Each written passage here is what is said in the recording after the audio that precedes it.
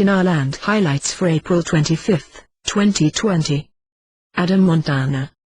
Article, a source for Economy News. Iraq adopts the price of $30 a barrel of oil in the budget for the year 2020 inches. To me, that actually seems realistic.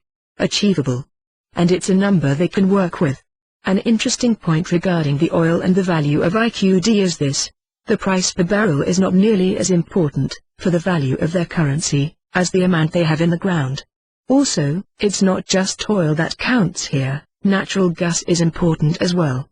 Iraq has plenty, and until the world stops using oil, Iraq will have a rightful place at the table. Article. The Iraqi Stock Exchange announces the resumption of trading next Sunday, 22nd April, 2020. The Iraqi Stock Exchange had a short pause, but they are obviously back at it. Neither Ramadan nor Ona is stopping this train.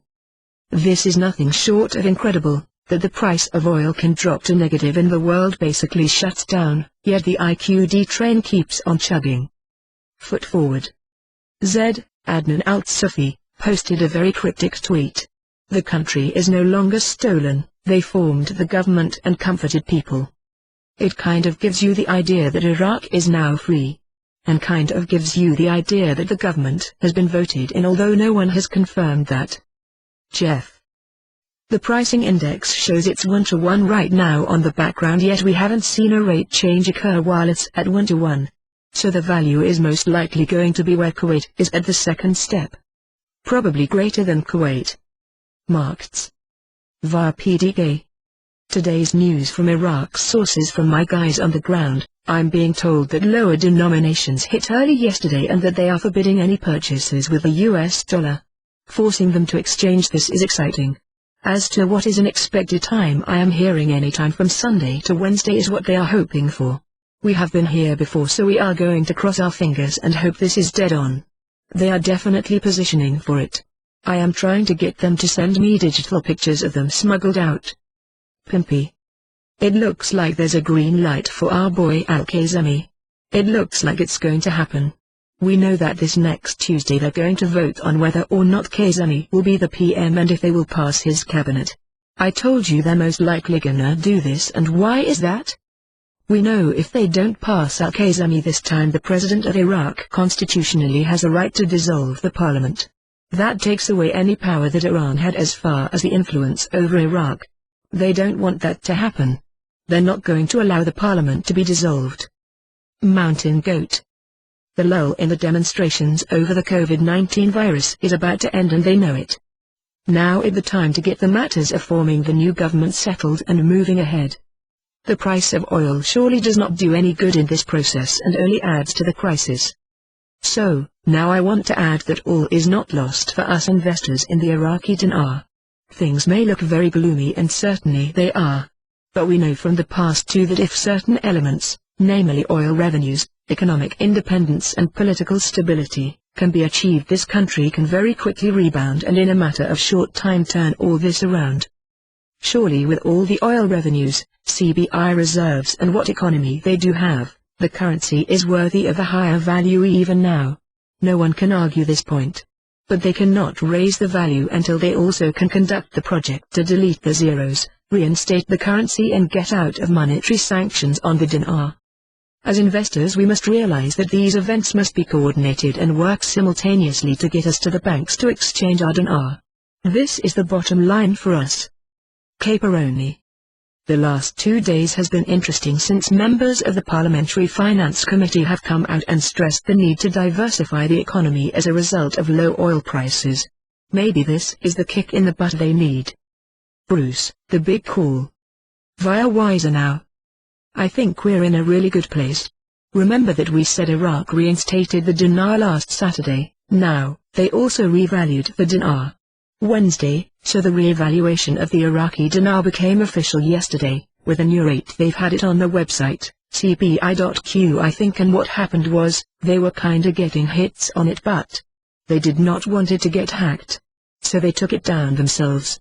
They really don't want it to be seen by the world yet, because Sunday is when Iraq's first day of business begins in the Middle East, It's like our Monday, they will open the ISX stock exchange also, and the IQD rate will be visible and tradable through the ISX. Starting Sunday, we will actually have the new dinar rate on our bank websites on Monday morning.